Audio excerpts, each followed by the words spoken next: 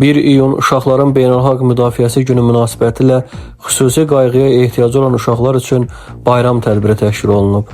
Tədbirdə Suraxanı rayon icra hakimiyyətinin başçısı Adil Əliyev, Mavini Könül Axundova, Dövlət Tibbi Sosial Ekspertiza və Reabilitasiya Agentliyinin İdarə Heyətinin sədr müavini Vüqar Məmmədov, Agentliyin Reabilitasiya, Keyfiyyətə Nəzarət və Xidmətin Təşkili Departamentinin Keyfiyyətə Nəzarət Şöbəsinin müdiri Nicat Abbasbəyli, Sosial Xidmətlər Agentliyinin Sosial ehtiyacların qiymətləndirilməsi üzrə mərkəzi filialın müdiri Raqif Zamanov iştirak ediblər. Bayram proqramında uşaqlar üçün müxtəlif əyləncəli çıxışlar, musiqi nömrələri və interaktiv oyunlar təşkil olunub. Tədbirin əsas məqsədi xüsusi qayğıya ehtiyacı olan uşaqlara diqqət və qayğının göstərilməsi, onların cəmiyyətə inteqrasiyasının dəstəklənməsi, eləcə də bayram sevincinin paylaşılması olub.